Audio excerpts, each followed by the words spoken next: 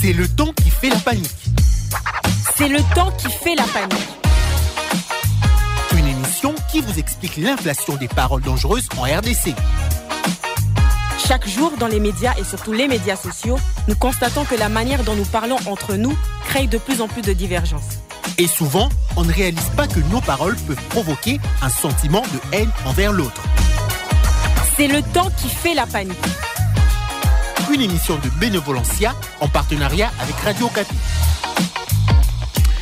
Bonjour et merci de nous choisir pour suivre C'est le temps qui fait la panique, ces programmes radiophoniques qui alertent sur la prolifération des discours dangereux en République démocratique du Congo. À travers ces programmes, nous décryptons les mots, les discours, les langages ainsi que leur impact sur le vivre ensemble dans la région. Ronéline Thibonera, je suis à la présentation de ce programme en coprésentation avec Babel Mpongo. Bonjour Babel. Bonjour Ronélie, bonjour à toutes et à tous. Alors cette semaine, notre attention se porte sur le langage de pensée unique. Dans les États dits modernes, les gouvernements optent généralement pour un modèle de gestion qui met en avant la démocratie. À travers ces différents piliers, ce mode de gestion accorde une place particulière à la liberté. Ce pilier offre aux citoyens la possibilité d'exprimer leurs opinions, leurs pensées sur des sujets qu'ils jugent essentiels. Cette conception ouvre la voie à un pluralisme des partis et des idées, pouvant contribuer à une gestion consensuelle d'un pays ou d'une entité donnée. Toutefois, malgré cette vision idyllique de la démocratie, rares sont les pays où celle-ci fonctionne à merveille. Dans certains cas, l'on observe des limites, des blocages et des imperfections dans la mise en œuvre de ces principes au quotidien. Certains dirigeants, gênés par les avis contraires, prennent une autre direction en imposant un courant de pensée unique. Quand le chef dit quelque chose, personne ne peut émettre d'avis contraire. En République démocratique du Congo, par exemple, lors de l'annonce des candidatures au poste du président de l'Assemblée nationale, les militants d'un parti politique s'en sont pris au député Willy Michiki pour n'avoir pas obtempéré aux consignes données par les responsables de leur regroupement politique. Que cherchent ceux qui imposent la pensée unique? Quel danger cela représente-t-il pour la démocratie? Et comment faire en sorte que ces langages ne soient pas utilisés pour faire taire d'autres voix? Pour en discuter, nous avons le plaisir de recevoir deux invités. Le premier, Placide Nzilamba, acteur de la société civile en République démocratique du Congo, particulièrement actif dans la province du Nord Kivu. Il est connu pour son travail de défense des droits de l'homme et de la démocratie. Bonjour Placide, merci d'être là. Bonjour madame, merci pour l'invitation. En ligne, nous avons également Josaphat Moussamba, doctorant à l'Université des Gand en Belgique. Il est aussi chercheur sur les dynamiques des conflits et la gouvernance sécuritaire en RDC. Il contribue à des réflexions sur des solutions durables et inclusives pour la paix dans la région des Grands Lacs. Bonjour Josaphat et merci d'avoir accepté de participer à ces débats d'idées. Bonjour Ronélie Thibonera, bonjour à tous les auditeurs de la radio Okapi. Voilà, le décor étant planté, nous allons entrer dans le vif de notre sujet. Mais avant, écoutons un premier extrait de notre sketch. Nous allons nous rendre sur un campus pour retrouver nos amis les étudiants, membres d'une même équipe de basketball. Ces derniers se chamaillent autour d'une décision de leur chef qui a exclu certains d'entre eux sans consultation préalable. Suivons.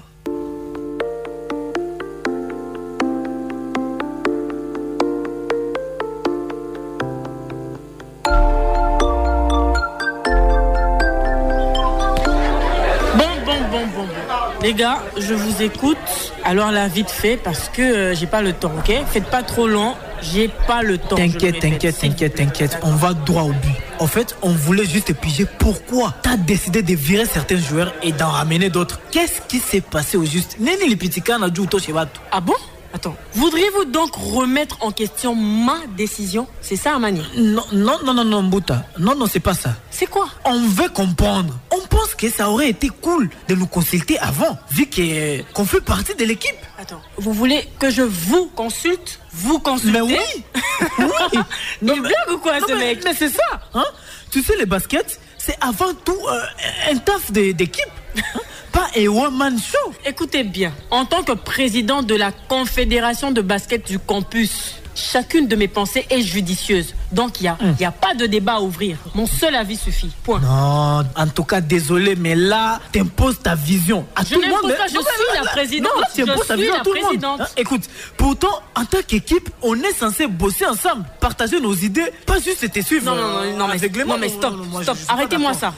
c'est pas pour rien que je suis élue présidente quand même. Je suis pas d'accord avec toi. Non, Amani, arrête ça. Hein. Non. Chez nous, on dit le chef n'a jamais tort. Ses idées éclairent l'avenir. Non, mais silence. Nous sommes une équipe, on doit parler en équipe.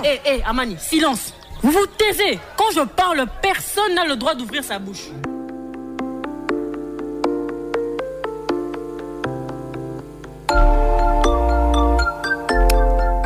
Écoutez bien, en tant que président de la Confédération de basket du campus, chacune de mes décisions est judicieuse. Il n'y a pas donc de débat à ouvrir. Mon seul avis suffit, dit l'un des personnages. Que peuvent comprendre nos auditeurs du langage de la pensée unique? S'il faut que je me tourne vers vous, Placide Nzilamba.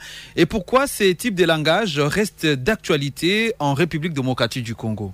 Tout d'abord, je dois saluer les nombreux auditeurs qui nous captent et dire que c'est un phénomène qui arrive pendant des circonstances soit politiques, pendant des circonstances de tournure sociale, et que les uns croient qu'elles sont des personnes providentielles, irremplaçables et irréprochables. Et déjà, quand on développe en soi un tel sentiment, petit à petit, on développe ce qu'on appelle l'exclusion des autres. Et ce discours, vous avez senti comment il disait « mes pensées sont judicieuses ».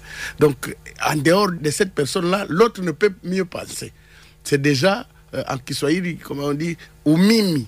Savoir que si ce n'est pas moi, rien ne peut aller. Et ça se développe aujourd'hui dans plusieurs contextes de ces pays, que ce soit sur le plan politique, sur le plan organisationnel au niveau de la société, sur le plan professionnel, ça se passe déjà. Pourquoi ces messages, comme vous l'avez demandé? Ces messages passent à cause de l'inattention de ceux qui devaient travailler pour que de telles attitudes ne se développent pas. C'est pourquoi, si ces attitudes sont développées par ceux qui devaient lutter contre, c'est que ce sont des attitudes qui deviennent de plus en plus acceptables et institutionnalisées. Et c'est pourquoi pour nous, c'est très dangereux, parce que tout simplement, vous l'avez insinué d'ailleurs avec ce qui s'est passé au Parlement, de croire que non, bon, si tel n'a pas dit, tout doit s'arrêter d'abord qu'on attende ce qu'il va dire. Des sociétés comme ça ne se sont pas développées. Justement, cette pensée est aussi présente en République démocratique du Congo. Effectivement, cette pensée existe.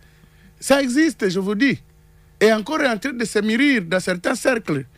Ça, je dois vous dire. Prenons l'élément politique est bâti sur ce qu'on appelle l'autorité morale. Quand on parle d'autorité morale, on dit qui? Les dieux de sa structure. C'est ça, c'est comme ça que ça s'interprète. Toi, tu ne peux pas engager d'autres prouesses, d'autres initiatives en dehors de l'autorité morale. Et c'est un danger déjà. Et c'est pourquoi vous trouvez que ce sont des partis politiques colinistes, des partis politiques tribalistes, des partis politiques inutiles pour le développement de la société, où on ne discute rien comme développement, où on ne conçoit que des stratégies de haine contre les autres. Merci Placide Nzilamba. Je me tourne à présent vers vous, Josaphat Moussamba. Pourquoi certaines structures politiques favorisent-elles une pensée unique plutôt qu'un débat pluraliste? Pourquoi est-ce que les partis politiques n'encouragent-ils pas cette pluralité, ou alors ils sont enclins à reproduire les logiques de pensée unique? C'est qu'il existe dans l'anthropologie politique congolaise, surtout l'anthropologie du pouvoir, magnifie les chefs. Ça, c'est un aspect. Et magnifie le pouvoir politique et l'agent qui est dépositaire de ce pouvoir politique. On pense que c'est un dieu. D'ailleurs, lorsqu'on regarde aussi les systèmes de coordination des rituels au Congo, vous allez voir ces distributions des tâches. Les chefs de la famille, il va coordonner les rites religieux, il ne va pas coordonner les questions des clans. Mais au niveau politique, ça sonne très mal lorsque quelqu'un a initié son parti politique. On va commencer à les vénérer, à les déifier. Et ça pose des problèmes. Tout ce qu'il dit, c'est ce qui est vrai. Tout ce qui est dit, c'est ce que tout le monde va suivre. Ça, c'est un aspect. Deuxième aspect, il est la dynamique des partis politiques. Surtout pas seulement au Congo, mais à travers le monde. Les partis politiques ont ce qui parle de consignes, le mot d'ordre, et par rapport à des enjeux qui sont établis surtout dans l'espace politique. Le jeu politique, il est tel que là. Des partis politiques à travers le monde ont des consignes pour voter X, Y ou Z. Et ça, ce n'est pas un élément qui est exclusif pour le Congo, on le voit aussi ailleurs. Mais ailleurs, il y a les possibilités pour les agences politiques, c'est-à-dire que ça peut être un député, un sénateur, un acteur politique qui a sa disposition personnelle à décider si oui, c'est que le parti décide, il peut se ranger ou puis il peut contester. C'est comme ça qu'on peut voir à travers le monde, en Belgique, en France, aux États-Unis. on peut voir certains acteurs ne vont pas faire le switch, il ne va pas changer. Mais ils s'opposent seulement à une position de son parti. Ce qui n'est pas le cas au Congo, où alors on a reproduit cette logique de déification ou alors montre une pensée unique dans le jeu politique. Finalement, je pense que les cas sont légion au Congo. Non seulement aujourd'hui le régime actuel de l'UDPS, hier on a vu le régime de Kabila, avant-hier il y avait le régime de Laurent, et avant il y avait aussi Mobutu.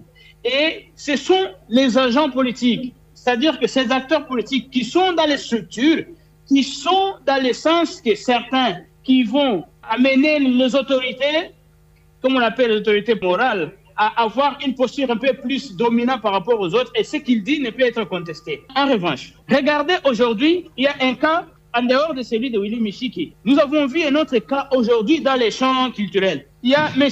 Fally Ipupa qui va jouer son concert, qui n'a rien à voir avec les pays, et on dit qu'on va lui donner $1 million.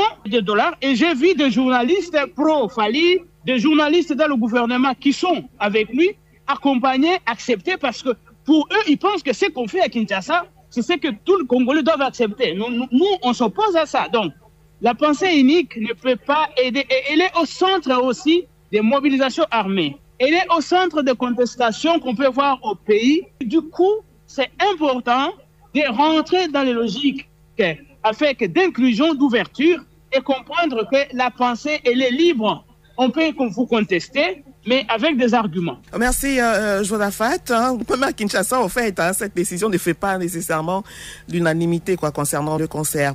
Alors, dites-nous, qu'est-ce qui explique l'adhésion de certains citoyens à ce type de langage dans un État qui se veut démocratique? Est-ce qu'ils sont obligés d'accepter?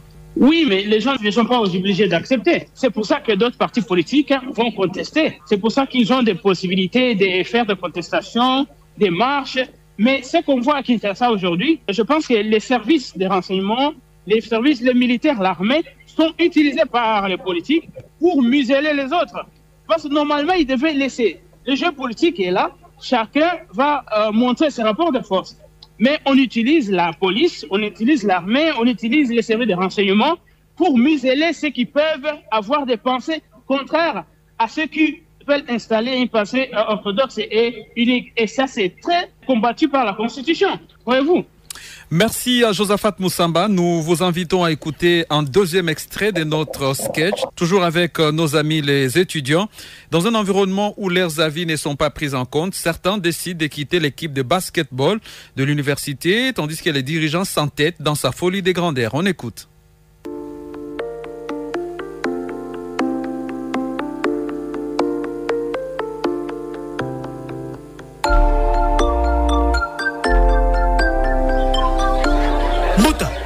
Tu es sérieuse? Silence.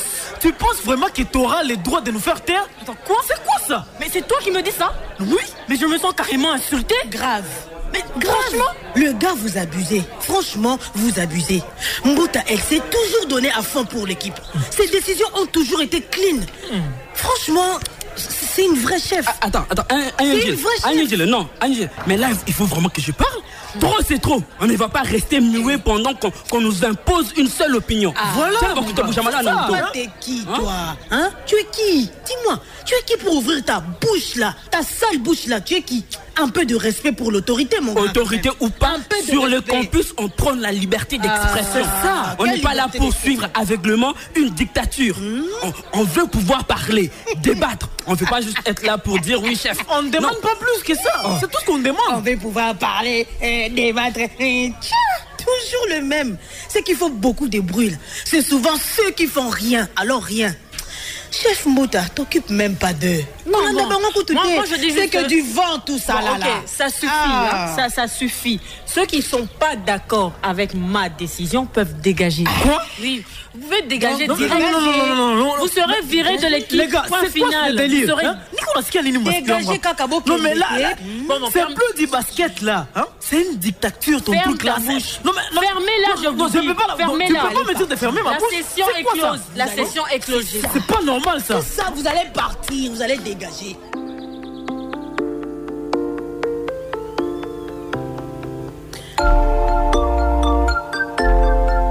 Et bon, ça suffit. Ceux qui ne sont pas d'accord avec ma décision peuvent dégager directement. Vous serez virés de l'équipe. Point final, déclare l'un des étudiants. Placide Nzilamba, comment le langage de pensée unique peut-il frustrer la population et d'autres acteurs politiques ou sociaux? Parce que tout simplement, on le prive le droit de s'exprimer sur ce qui appartient à tout le monde. Si on dit que c'est une équipe de football, c'est un lieu où tout le monde doit s'exprimer. C'est comme un bien public. Vous ne pouvez pas vous accaparer toute une équipe pour dire non, c'est pour moi, c'est moi. Non, ça ne se fait pas. Les mêmes exemples, ça ne se fait pas seulement en politique, même dans le monde religieux. Si vous ne voulez pas suivre les normes du chef là-bas, on vous dit, on va créer votre propre église. La multiplicité de ces églises est la résultante de ces comportements-là de pensée unique dans des églises. La multiplicité des associations, chez nous à la société civile là, c'est aussi la résultante de ces comportements. Des gens qui veulent dire, c'est moi ici le chef, si vous ne voulez pas m'écouter, allez faire votre histoire ailleurs. La multiplicité de tout ce qu'on voit aujourd'hui, la plupart des motifs, c'est le fait d'avoir privé aux autres le droit de s'exprimer sur ce qui leur appartient. Alors, pour nous, c'est dire, ce n'est plus quelque chose qu'on peut cacher, de faire semblant, dire non, vous êtes en train de toucher des points sensibles. C'est comme ça qu'on les dit ici chez nous. Quand vous voulez parler de ça, vous voulez toucher les points sensibles. Mais je vous dis, la finalité de telle attitude crée la rébellion. Vous allez justement arriver à cela. On va se demander quelles pourraient être les conséquences de la rébellion de ce type sur la stabilité d'un pays ou de ses institutions. C'est la rébellion. Ça, il ne faut pas cacher. En politique, c'est la rébellion. Si vous voyez le système de poison ici, partout au pays, c'est à cause de ça. Si vous voyez des tueries par-ci, on a tué quelqu'un la nuit, on l'a ciblé, c'est à cause de ça. Et les gens croient que c'est créé un service de sécurité. Non. Toi, tu as privé aux gens la parole. Tu les as chassés de ce qui est bien commun. Pensez-vous qu'ils vont te laisser respirer? Voilà. Donc, pour nous, c'est dire, il ne faut pas faire semblant devant un vrai problème et dire, non, les gens vont tolérer ça. Non. Et que donc, pour nous, c'est nous dire aujourd'hui, s'il y a aussi des tensions chez nous, même dans nos maisons, si papa optera pour une attitude de pensée unique, de celle Jogo Kiwik dans sa maison, il trouvera d'autres Jogos se constituer contre lui. Donc, il faut quand même dire les choses en face et se dire non. Est-ce qu'on peut un peu s'asseoir et dire ça c'est un problème, commençons déjà à trouver des solutions parce qu'on évolue sur la mauvaise piste. Des choses comme ça, il faut déjà commencer à les prendre en charge au même pied d'égalité comme l'insécurité. Juste préciser que le Jogo dont parlait Placide Nzilamba, c'est le coq. Oui, c'est le coq, oui. Dans une maison, il ne peut pas y avoir des coqs.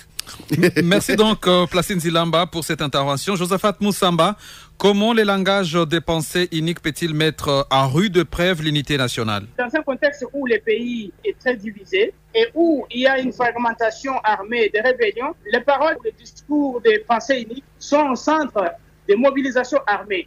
Ça, c'est un.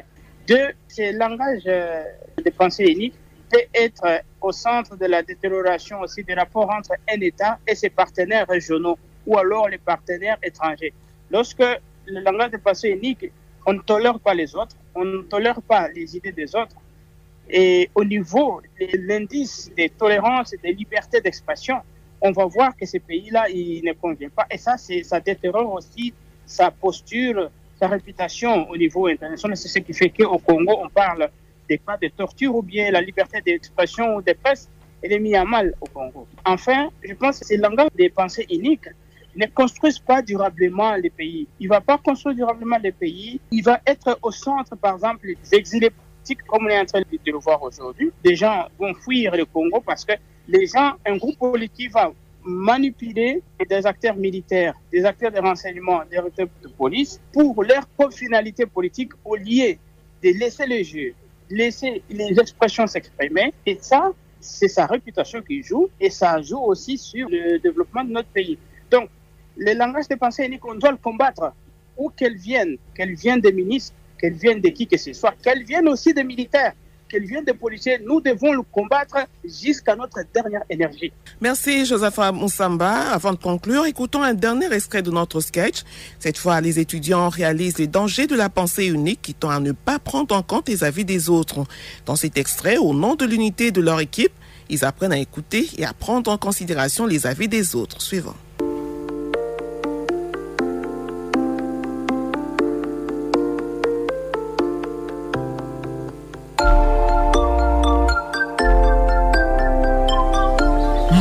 Attends 2 secondes. Laisse-moi juste parler. Je comprends ton point de vue. Vraiment, ça, je le comprends. Je sais que tu as envie que l'équipe avance. Ça, tout le monde est au courant. Mais aussi, c'est pas qu'on rejette d'office tes idées, mon ami. Au contraire, on veut juste en parler. Voilà. On veut juste en parler. Voilà. Là, tu redeviens raisonnable, Amani. Tu reconnais enfin la sagesse de la présidente. Non, ça, c'est bien. Pas juste ça. Ce que je vais dire, c'est qu'on doit aussi écouter les autres. Vous savez, une seule pensée, c'est comme une rivière sans affluent. Au bout d'un moment, il t'a caou quand même, Quoi? Attends. C'est quoi cette métaphore-là? On ne comprend plus rien. Ça voulait juste dire que si Mbouta nous avait écoutés, j'aurais suggéré qu'on considère les statistiques des joueurs pour choisir. Ah oui. Ceux qui ont été choisis là ne sont pas du tout bons, les gars. Si on considère leurs stats, ils ne sont pas bons. Regardez vous-même. Regardez. Ils ne sont pas bons. Amani a raison. C'était pas le meilleur joueur à choisir. Regarde toi-même. Tala yo Morumbu, Tala. C'était pas vraiment le meilleur joueur. Tala Kassou. Donc, je me suis plantée en fait. Ouais. Apparemment oui. Bon, écoutez mes amis, désolée, je suis vraiment désolée. Mais est-ce qu'on peut maintenant s'asseoir et revoir la sélection ensemble? Voilà. C'est tout ce qu'on voulait, ma chérie. C'est tout ce qu'on voulait. Qu'on réfléchisse ensemble. On revoit seulement parce que là, c'est autre chose. On ne demande pas plus que ça.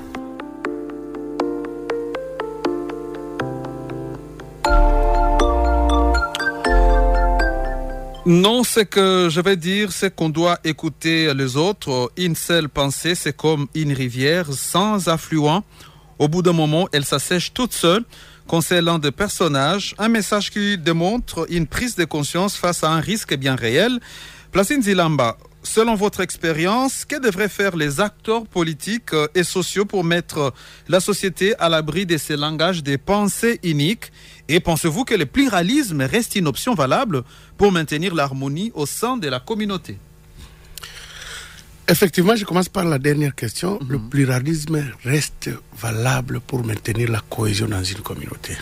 Parce qu'on n'a pas été créé seul sur cette terre, on n'est pas seul. C'est considéré comme la personne providentielle est un péché grave dans la vie. Et on n'évolue jamais. On reste toujours agglutiné sur soi-même. Alors, pour nous, c'est dire, pour construire même cette maison dans laquelle nous nous retrouvons, il y a le concours de plusieurs expertises. Il y a le charpentier qui est venu, il y a le maçon qui est venu, il y a celui qui a installé ce micro ici. On a recouru. Et même dans la vie, c'est comme ça. Nous sommes complémentaires. Personne n'est total, personne ne connaît tout. Si vous trouvez une personne qui connaît tout ça, donc celle-là n'est pas une personne. On a besoin toujours des autres. C'est comme ça même dans les idées. Si vous voyez, cette maison est l'expression d'un agencement de plusieurs idées qui viennent de plusieurs catégories de personnes. C'est comme ça que notre vie et notre société doit être constituée. Comme vous avez dit, comment sortir? C'est de dire, nous devons déjà procéder à l'éducation des citoyens, à la lutte contre des discours dangereux.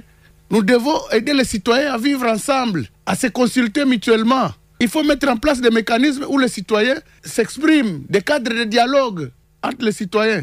Initier ceux qui dirigent les autres au leadership rassembleur, au leadership unificateur, à un esprit d'écoute. Parce que ça vient toujours des leaders. D'ailleurs, il y a une loi ici qui pourrit dans des tiroirs à l'Assemblée nationale. La loi de lutte contre le tribalisme et des messages de haine comme ça. Il y a un député, un professeur qui a initié cette loi-là. Et j'avais été consulté pour donner mes avis sur cette loi. Et j'ai trouvé que c'était une loi importante. Si on insère aussi la lutte contre ces messages, donc je crois que cette loi-là devait être aussi mise sur la table des députés pour que les députés votent. Mais parce qu'il n'y a pas eu mot d'ordre de l'autorité morale pour voter cette loi, ils ne vont pas voter. Donc les gens sont considérés comme des trottinettes des autres. Il faut les pousser pour qu'ils agissent. Mais je crois qu'il faut grandir parfois et dire non. Tous ceux qui sont dans des partis politiques, associations, églises, ou quoi que ce soit, ou équipes, où se développent des pensées uniques, qu'ils quittent. Qu'ils aillent faire des regroupements où tout le monde a droit à la parole parce que le monde se constitue par les idées des uns et des autres et non par la pensée unique. Merci Placide Nzilamba. Pour vous, Josaphat Poussamba, quel rôle devraient jouer les acteurs de la société civile et les partis politiques dans ce combat contre la pensée unique? Est-ce que pour vous, l'éducation, comme l'a évoqué Placide, est aussi importante? Quand on doit socialiser, inculquer un autre type d'homme qu'on veut voir dans ce pays-là, l'éducation doit être à la fois formelle et informels. Parce que c'est des processus de socialisation à ce type de pensée. Et ça s'est fait dans les questions de culture politique, dans des partis politiques aussi. On va le voir comment est-ce que le processus s'est fait. Par contre, les membres de la société civile et les autres, qu'est-ce qu'ils devraient faire? Les acteurs de la société civile doivent dénoncer ces formes de pensée uniques qu'on peut revoir au niveau national. Mais entre-temps, comment aussi combattre ce qui se socialise dans les partis politiques et ce qui se fait à la maison? Parce que dans les familles, on voit déjà ces logiques se reproduire. On le voit dans les écoles aussi. Comment est-ce qu'on forme un sujet congolais? Est-ce qu'on le forme des sujets disciplinés? Est-ce que des sujets résistants? Parce qu'on peut le voir un peu partout ailleurs à travers le monde. On forme des jeunes gens à résister et aussi à penser d'eux-mêmes, à avoir l'attitude de contester aussi les autres. Donc ça doit être un processus que les ministères, par exemple, devraient initier au niveau formel, mais au niveau informel. C'est comment cela s'est fait dans nos villages, dans les structures sociales, dans les mutualités tribales, dans les partis politiques. Et ça, la société civile doit être en mesure d'initier des projets pour pouvoir ramener les gens à la conscience. À la fin, moi, comme chercheur, ça me peine chaque fois de voir des politiciens congolais venir en Europe, aller aux États-Unis et voir comment dans ce pays, on donne la parole à des professeurs, à des chercheurs pour les expliquer ce qu'ils ne connaissent pas. Par contre, le régime de Kinshasa, là, que ce soit celui de Tshisekedi, celui de Kabila hier et les autres, ont clochardisé des chercheurs, d'autres membres de la société civile. Ailleurs, on invite les experts à venir leur parler des choses, ce qu'ils ne connaissent pas. Mais ils s'imposent dans tout. Ils pensent qu'ils connaissent tout. Ils sont experts dans tout. Et c'est ça la pensée unique qu'on veut amener. Oui. Et c'est ce qu'on on doit combattre si et seulement si on nous écoute. Oui, malheureusement, les champs politiques dominent sur les autres acteurs et je suis peiné de voir des professeurs à Kinshasa, des UDPS d'ailleurs, qui reproduisent cette logique-là. Je vis un professeur d'université en train de dire, le chef de l'État a déjà dit, moi je ne peux rien dire.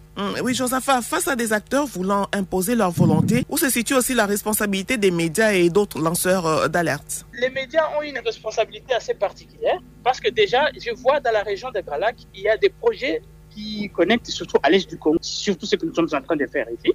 C'est éveiller le conscient de ceux qui vont nous écouter et regarder si on peut changer leur attitude envers cette question, si jamais ils peuvent se laisser faire. Alors les médias doivent être aussi ces vecteurs des techniques, des moyens à combattre ces discours, des points de vue qui ne tiennent pas compte des visions des autres, que ce soit Kinshasa, que ce soit ailleurs, partie du pays. Nous devons les refuser, nous devons les combattre, que ce soit administrativement, que ce soit sur les médias, on doit le combattre aussi. C'est ça. Et qu'il y soit, les gens qui tiennent au pouvoir doivent savoir que nous sommes tous les égaux congolais. Il n'y a pas Congolais de Kinshasa qui est plus avantagé que celui de l'Est par rapport à les questions du pays. Voilà, mesdames, messieurs, c'est sur ces recommandations qu'est-ce clôture ces magazines. Merci infiniment à Placide Nzilamba et à Josaphat Moussamba qui ont été nos invités. Ce que nous retenons de cette discussion, le langage des pensées uniques peut devenir dangereux lorsqu'il empêche les gens de penser autrement. Il donne l'illusion qu'il n'existe qu'une seule manière de voir les choses, ce qui peut bloquer les discussions, les idées nouvelles et la liberté d'expression. Oui, Ronely Thibonera, cependant, il serait simpliste de rejeter toute forme de langage dominant. Certaines idées consensuelles peuvent être nécessaires pour construire une cohésion sociale. Le véritable enjeu est de préserver un espace où le langage reste ouvert, contestable et enrichi par la pluralité de points de vue. C'est dans cette tension entre unité et diversité que la pensée peut rester vivante et libre. Merci à vous, chers auditeurs, auditrices, pour votre fidélité. Et surtout, n'oubliez pas que quand tout le monde pense pareil, plus personne ne pense vraiment. Vous écoutiez C'est le ton qui fait la panique, une émission proposée par l'ONG La Benevolencia en partenariat avec Radio Okapi. Retrouvez cet épisode en rediffusion ce samedi à 11h05 et 19h05 ou en podcast sur www.radiookapi.net et www.abarirdc.net. Et n'hésitez pas à nous laisser vos commentaires et suggestions sur les pages Facebook et X de Radio Okapi et Abari RDC. Merci encore et à très bientôt pour un nouvel épisode de C'est le temps qui fait la panique. Au revoir. Au revoir. C'est le temps qui fait la panique. Une émission de Benevolencia en partenariat avec Radio Okapi.